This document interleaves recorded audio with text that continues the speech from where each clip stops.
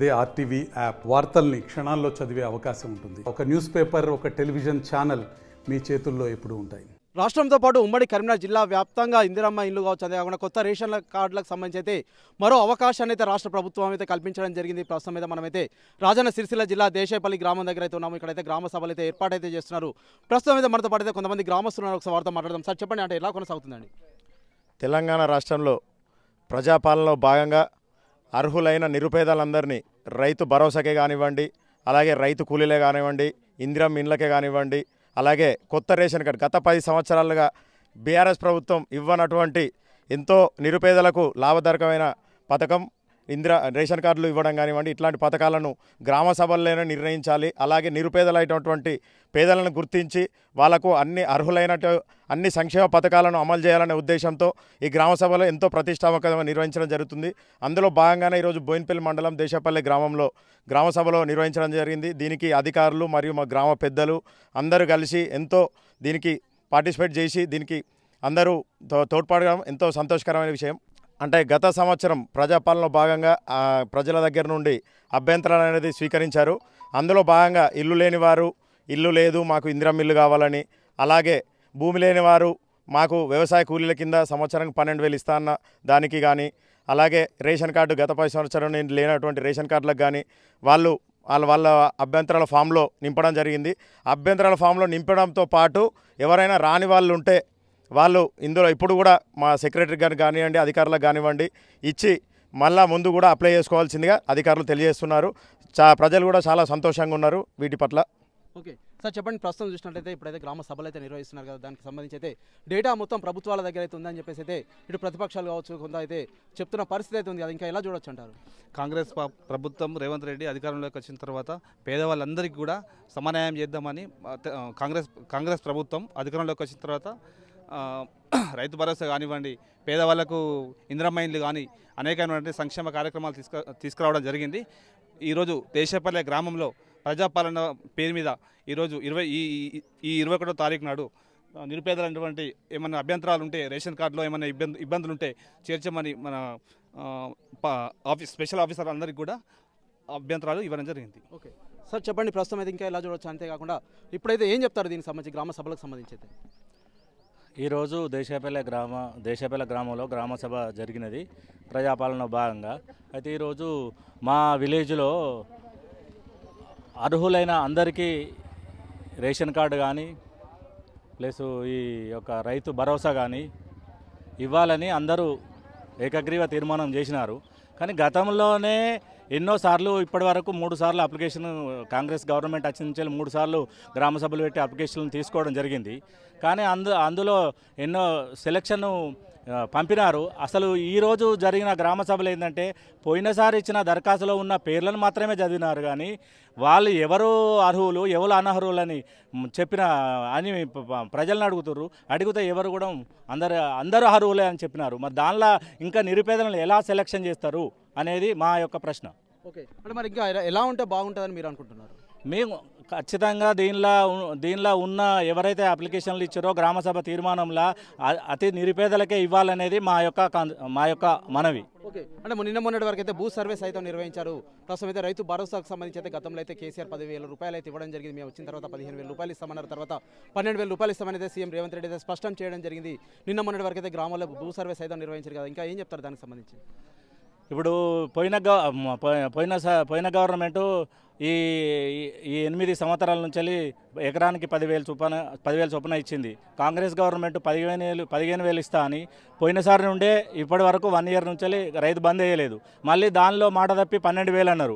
12,000ను కూడా ఇప్పుడు మళ్ళీ సాగు భూమికి ఇస్తా అని, ఓన్లీ సాగు చేసే భూమికే ఇస్తా అని అంటారు. మరి సాగు చేసే భూమి అంటే ఒక సంవత్సరం ఇప్పుడు పత్తి వేసుకున్నాం మేము, అది సాగు చేసే భూమి అంటే 6 నెలల పంట 8 నెలల పంట అయితే దానికి ఒక పంటకి ఇస్తారా 2 పంటల కింద తీస్తారా అనేది రైతుల్లో ఇప్పుడు సందేహం అది ఉన్నది. ఓకే మరి ఇంకా ఎట్లా అంటారు దీనికి సంబంధించి, అంటే సమస్య పరిష్కారానికి ఇంకా ఎలా ఉంటే బాగుంటుంది అంటారు? మేము రైతులు మాట్లాడేది ఏంటంటే సాగు చేసిన ప్రతి భూమికి మీరు ఏదైతే హామీ ఇచ్చారో 15,000 ఇవ్వాలనేది రైతులు కోరుకుంటున్నాం. మేము పత్తి కానీ మిర్చి కానీ అది ఏది ఉన్నా 1 ఇయర్ పంటనే, దానికి కూడా మీరు రైతు బంధు ఇచ్చేయాలి. ఒకటే 6 నెలలకే ఇస్తా అంటేనైతే అది రైతులు ఒప్పుకోరు అని చెప్పి మాట్లాడుతున్నాం. ఓకే ప్రస్తుతం మనమైతే చూస్తున్నాం ఇక్కడైతే గ్రామ సభలు అయితే నిర్వహిస్తున్నారు. దీనికి సంబంధించి అయితే కొత్త రేషన్ కార్డులు కావచ్చు, అంతేకాకుండా ఇందిరమ్మ ఇండ్లకు సంబంధించి సైతం మరొకసారి అయితే అవకాశం అయితే రాష్ట్ర ప్రభుత్వాలు అయితే కల్పించాయి. ఇక్కడికైతే పెద్ద ఎత్తున ఇండ్లు లేని వారు కావచ్చు, అంతేకాకుండా కొత్త రేషన్ కార్డుల కోసం దరఖాస్తు చేసుకోవడానికి అయితే పెద్ద ఎత్తున అయితే గ్రామ పంచాయతీలకైతే క్యూ కడుతున్న పరిస్థితులు అయితే నెలకొన్నాయి. గతం నుంచి చూసినట్లయితే 3 సార్లు ఆల్రెడీ ప్రజాపాలన పేరిట అయితే దరఖాస్తులు అయితే తీసుకోవడం జరిగింది. పూర్తి డేటా అయితే అధికారుల వద్ద అయితే ఉంది, రాష్ట్ర ప్రభుత్వం దగ్గర అయితే ఉంది అని చెప్పేసి అయితే కొంతమంది గ్రామస్తులు సైతం వెల్లడిస్తున్నారు. ప్రస్తుతం అయితే మనతో పాటు అయితే ఒక స్పెషల్ ఆఫీసర్స్ అయితే ఇక్కడికి రావడం జరిగింది. ఒకసారి వారితో సైతం మాట్లాడే ప్రయత్నం చేద్దాం. ప్రస్తుతం స్థానికుల నుంచి ఎలాంటి స్పందన వస్తుందండి? అందరూ ఆసక్తితో ఉన్నారు. ఎందుకంటే అన్నీ కూడా ప్రభుత్వము ఇస్తున్న ఈ పథకాలు అన్నీ కూడా మేలుకరమని, వాళ్ళు ఏంటంటే గ్రామాలలో కడు నిరుపేద స్థితిలో ఉన్న కుటుంబాలకు ఇవి చాలా భరోసా ఇచ్చే విధంగానే ఉన్నాయని చెప్పేసి వాళ్ళందరూ కూడా హర్షం వ్యక్తం చేస్తున్నారు. సో కాబట్టి నివేదికల ఆధారంగా ఎవరైతే లబ్ధి పొందుతారో వాళ్ళందరికీ కూడా అర్హత ఉంది అనేది వాళ్ళు గ్రహించినారు. ఇందిరమ్మ ఆత్మీయ భరోసా, రైతు భరోసా అండ్ రేషన్ కార్డులు, ఇందిరమ్మ ఇండ్లు, ఈ 4 అంశాల మీద మేము గ్రామ సభలో చర్చించడం జరిగింది. అభ్యంతరాలు ఉంటే కూడా తీసుకోవడం జరుగుతుంది. రాతపూర్వక ఫిర్యాదులు ఏదైనా ఉన్నా కూడా మేము స్వీకరించడం జరుగుతుంది. వచ్చిన వాటిలో మాత్రం అభ్యంతరాలు ఉంటే వెంటనే వారికి సంబంధిత శాఖ అధికారులకు మేము సూచించడం జరిగింది. ఏవైతే వాటిని 10 డేస్లలో మనం రెక్టిఫై చేయవాలనో నివేదిక అది తెప్పించుకొని తదుపరి మళ్ళీ నివేదిక గ్రామ పంచాయతీకి చేర్చడం జరుగుతుంది. ప్రభుత్వం వచ్చిన తర్వాత అయితే ప్రజాపాలన పేరిట అయితే దరఖాస్తుల స్వీకరణ అయితే కార్యక్రమం కొనసాగింది. మా పూర్తి డేటా అధికారుల దగ్గర అయితే ఉందని చెప్పేసి అయితే కొంత ప్రచారం అయితే కొనసాగుతుంది కదా. మళ్ళీ ఇప్పుడైతే గ్రామ సభల పేరిట అయితే మళ్ళీ ఇప్పుడైతే దరఖాస్తుల స్వీకరణ కార్యక్రమం అయితే కొనసాగుతుంది కదా. ఇంకా ఏం చెప్తారంటే గతంలో ఉన్నవి ఆల్రెడీ 2-3 సార్లు తీసుకున్నారని చెప్పేసి సైతం వార్తలు అయితే వస్తున్న నేపథ్యంలో ఏం చెప్తారు? ఆల్రెడీ గత ప్రజాపాలనలోను సిప్ సర్వేలోను అన్నిట్లలో మా దగ్గర నివేదిక ఉంది. ఒకవేళ వాళ్ళు మళ్ళీ కూడా దరఖాస్తు చేసుకున్నా వాటిని స్వీకరిస్తాము. దాంట్లో ఎలాంటి ఆందోళన చెందాల్సిన అవసరం లేదు. ఈ పథకాలన్నీ కూడా ఏంటి అని అంటే మనకు విడతల వారీగా దఫాలుగా అందరికీ కూడా అర్హులైన ప్రతి ఒక్కరికి కూడా మంజూరీ అవుతాయి. ఎవరు కూడా ఆందోళన చెందవద్దని చెప్పేసి మా కలెక్టర్ గారు కూడా సూచించడం జరిగింది. రైతు భరోసాకు సంబంధించి అయితే 12,000 రూపాయలు ఇస్తామని అయితే సీఎం రేవంత్ రెడ్డి అయితే స్పష్టం చేయడం జరిగింది. మన 16వ తారీఖు నుంచి 20వ తారీఖు వరకు అయితే భూ సర్వే సైతం నిర్వహించారు కదా. ప్రస్తుతం అయితే దానికి సంబంధించి సైతం గ్రామాల్లో సభలు పెట్టి సైతం వెల్లడిస్తాము అని చెప్పేసి అయితే వెల్లడించడం జరిగింది. అంటే ప్రస్తుతం దానికి సంబంధించి ఏం చెప్తారు రైతు భరోసాకు సంబంధించి? రైతు భరోసాలో గౌరవ కలెక్టర్ గారి సూచనల మేరకు ప్రభుత్వ నియమాలకు లోబడి చేసినటువంటి అంటే వ్యవసాయ శాఖ అధికారులు ఇచ్చినటువంటి నివేదికను గ్రామ సభలో మేము చదివి వినిపించినప్పుడు ఈ కొత్తపేట గ్రామంలో ఒక అబ్జెక్షన్ వస్తే దాన్ని కూడా రీసర్వే చేసి మళ్ళీ పూర్తి స్థాయిలో నివేదిక తయారు చేస్తామని చెప్పేసి చెప్పడం జరిగింది. మిగతా అన్ని కూడాను ఆమోదయోగ్యంగా ఉన్నాయని చెప్పేసి ప్రజలు హర్షం వ్యక్తం చేస్తున్నారు.